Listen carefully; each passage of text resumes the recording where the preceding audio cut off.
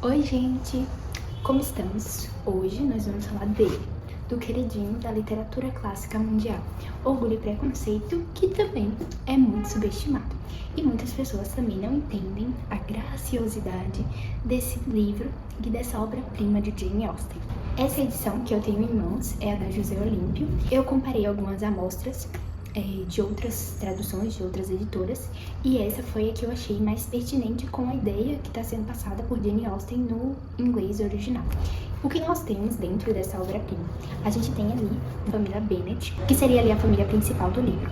Então a gente tem as 5 irmãs, o Sr. Bennet e a Sra. Bennet, e a gente tem as 5 irmãs que são Jane, Elizabeth, que seria ali considerada a principal do livro, a gente tem Mary e também temos Lídia e Kitty. São 5 mulheres, ou seja, para um livro que está sendo contextualizado ali no início do século XIX, isso é um grande problema, porque o Sr. Bennet, ele é um proprietário de terras, né? Não muito, então ali ele ainda é considerado pobre dentro do núcleozinho dele. Ele é considerado pobre, mas não é uma pessoa que é pobre como a gente conhece hoje em dia, que é realmente alguém que não tem condições. Ele tinha ali umas condições, porém, pelo fato de ele ter 5 filhas, isso atrapalhava um pouco, porque ele não tinha um herdeiro, então depois que ele morresse, essas meninas iam ficar desamparadas. E aí a gente se depara com a preocupação da senhora Bennet, que a gente pode entender às vezes que ela é um pouco tola, e de fato ela é muito tola, porém, quando a gente entende a profundidade do que ela tá passando, ela tem 5 mulheres e também tem ela que dependem do Sr. Bennet, e a partir do momento que ele partir, elas vão ficar desamparadas se elas não fizerem um bom casamento. Então sim, a senhora Bennet é muito tola, porém, esse estado de preocupação dela com as filhas se casarem não é pelo interesse dela pessoal. Então tem uma chegada de uma família para Netherfield, que é justamente ali onde as meninas residem, que é ali o Sr. Bingley e também o Sr. Darcy. E eles chegam até essa cidade, então, como uma cidade pequena, um alvoroço, porque é o que é esperado. Um homem muito rico e que está morando ali, residindo, né, alugando uma casa, uma propriedade lá em Netherfield. Então, o que é esperado é que realmente cause um alvoroço, porque é uma cidade pacata, digamos assim, que não tem muito movimento. A gente tem ali um primeiro momento que é característico do que vai na verdade, dar nome ao livro, né? Ele, no primeiro momento que está ali no baile, ele alega que Elizabeth, tem uma beleza tolerável, que ele não dançaria com ninguém, dando a entender que ninguém que estava ali era digno de uma dança com ele, a não ser o par do Sr. Bingley, que era Jane, a irmã mais velha de Elizabeth. Então, a partir disso, a gente tem ali o Sr. Bingley, que é o amigo do Sr. Darcy, que fica muito interessado por Jane, a irmã de Elizabeth. E Elizabeth tem aquela situação ali, bem desagradável com o Sr. Darcy, e a partir daquele momento ela não quer mais saber dele. Ao longo da história, a gente vai ver que a família Bennet, ela é ali aquele famoso caos, digamos assim. Em outro momento, né, em outro baile, Elizabeth e Jane, digamos que elas são uma exceção. Por conta das más relações que eles têm, né, por virem de família comerciante, por parte da senhora Bennet, né, que tem irmãos que são advogados, comerciantes, isso não era bem visto para a alta sociedade. Ela já tem todas essas situações e tem ainda a colaboração da própria família, que é o quê? Sendo extremamente deselegante, falando coisas inconvenientes e totalmente sem noções.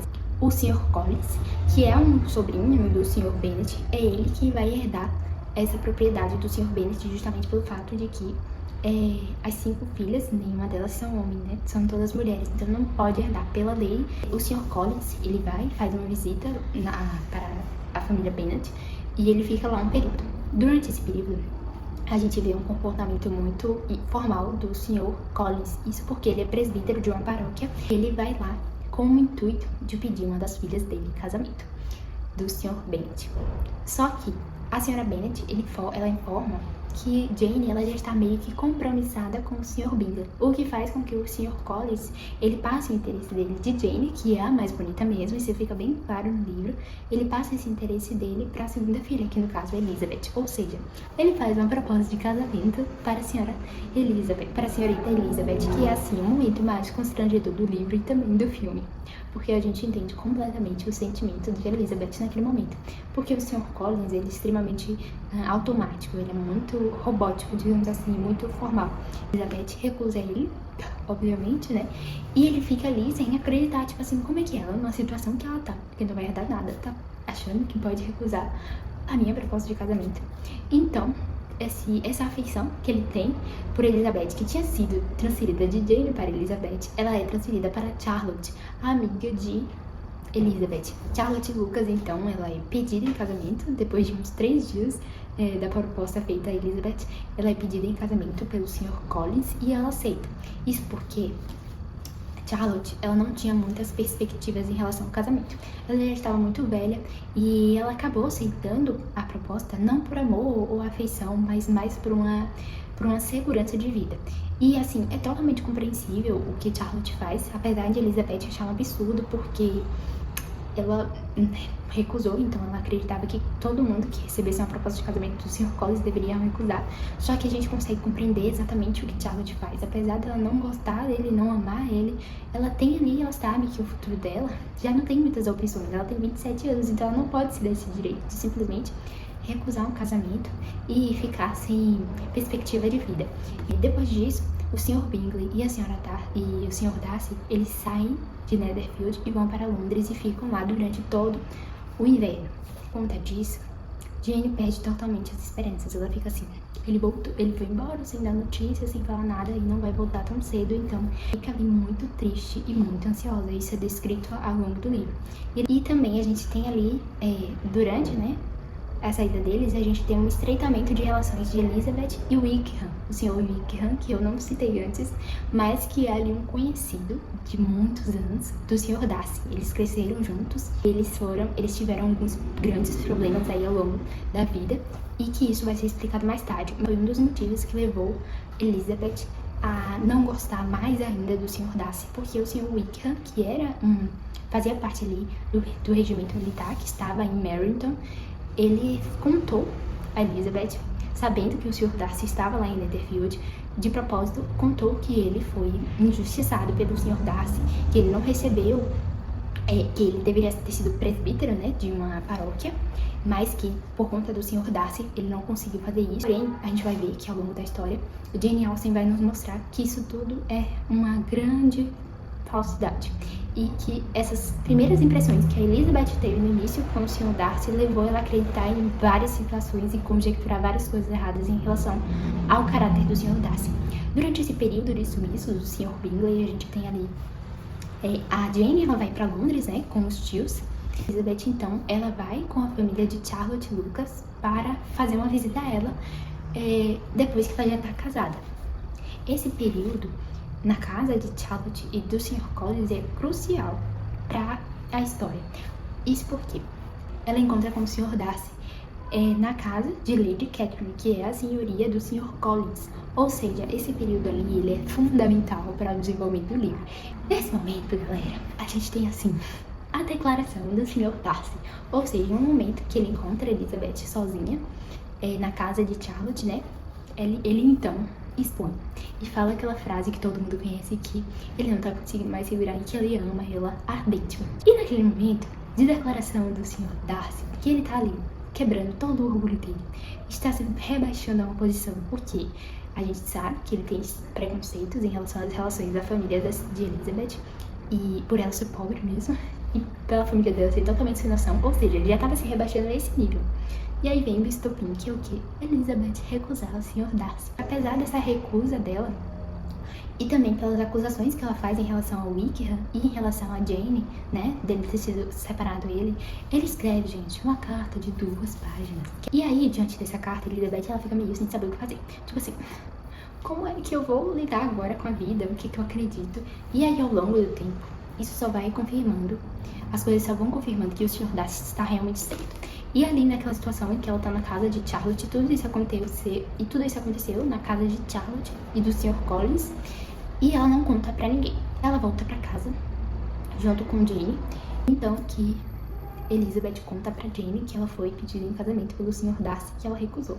E Jane fica realmente assim, como assim, Sr. Darcy? Não desacreditada, mas não desacreditada pela irmã dela, mas por não acreditar que o Sr. Darcy fosse uma pessoa que tivesse sentimentos assim, digamos. Isso, a gente tem ali um período em que Elizabeth, ela viaja com os tios dela. Nessa roda da viagem, eles vão para onde? Para Pemberley, que é justamente a propriedade do Sr. Darcy. Então, os tios tentam convencer Elizabeth de que eles façam uma visita lá. E Elizabeth, então, depois de saber que o Sr. Darcy não estaria lá, concorda em fazer essa visita.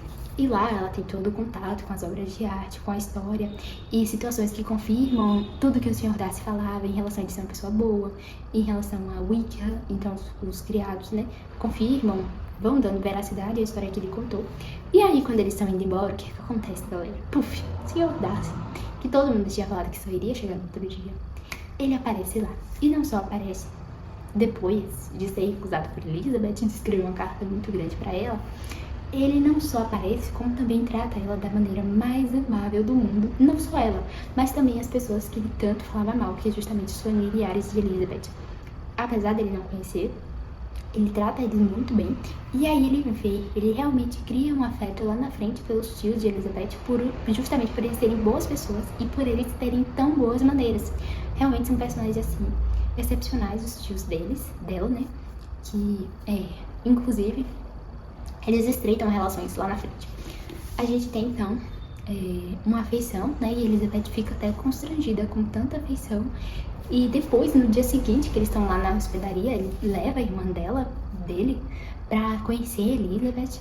E aí, então, os tios percebem que aquilo ali tá uma atenção muito demais. Não foi uma cordialidade pelo primeiro contato, mas sim o interesse do Sr. Darcy por Elizabeth. Ela recebe então a carta de Jane falando que Lydia, uma das irmãs mais novas, ela fugiu com quem? Com Wickham, que já tinha tentado fazer isso com Georgina, a irmã do Sr. Darcy. E aí então, Elizabeth fica atônita, fica extremamente preocupada, porque é uma desonra para a família. Então ela volta imediatamente com os tios para casa. E diante dessa situação, né, como ela estava com o Sr. Darcy, eles já tinham assim, gente, se aberto ao extremo. Então ela foi lá e falou a ele mesmo, aconteceu isso e isso. Ele tentou fugir com a minha irmã, sem esconder nada. Então, eles voltam, né, Elizabeth e os tios voltam pra casa. E aí, eles tentam resolver todo o problema de Lydia.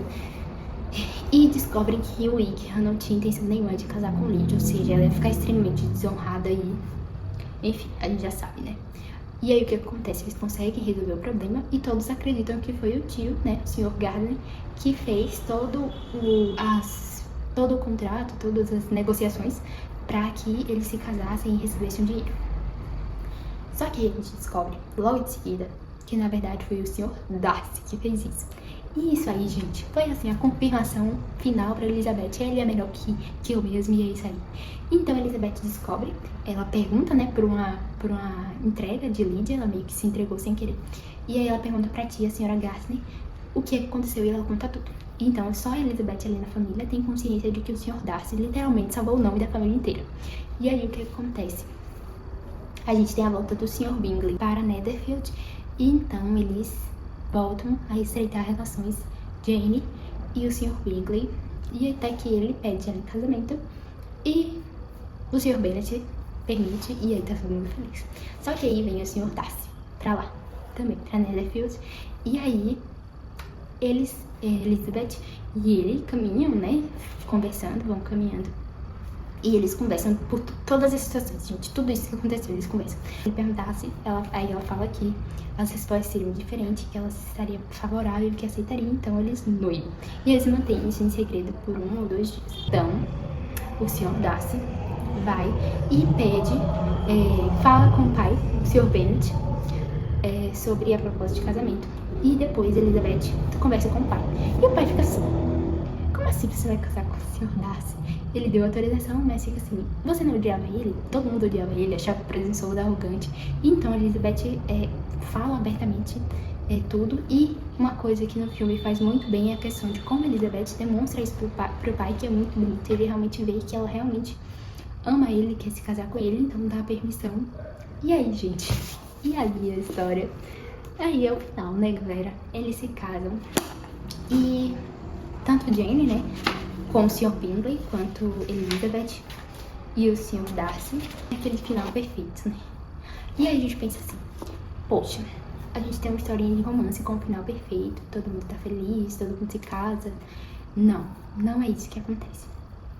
a gente vê presente uma crítica social da Jane Austen durante todo o livro, a questão do orgulho, da arrogância diante da questão das riquezas, e realmente o Sr. Darcy, ele se achava melhor por conta das propriedades que ele tinha, né? Ele era arrogantezinho mesmo, meio preconceituoso, e Elizabeth era realmente muito orgulhosa, ou seja, orgulho e preconceito, apesar dos dois terem ambos, o orgulho está associado a Elizabeth e o preconceito ao Sr. Darcy, e às vezes a gente pensa que é o contrário, que o orgulho é do Sr. Darcy e o preconceito de Elizabeth. Só que a gente vê muito essa troca.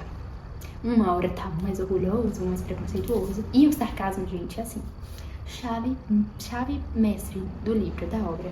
E a gente tem até no finalzinho o Sr. Bennet falando que mais um pouquinho e o Sr. Darcy, que ele gosta tanto do Sr. Darcy quanto do Sr. Bingley, mas que o Sr. Wickham ainda é o genro favorito dele. E isso, gente, é sarcasmo, tá? Ele não tá falando sério, até porque, gente, vamos falar que ele quase desonrou a família do Sr. Bennet, ou seja, não tem motivos nenhum para o Wickham ser o favorito dele.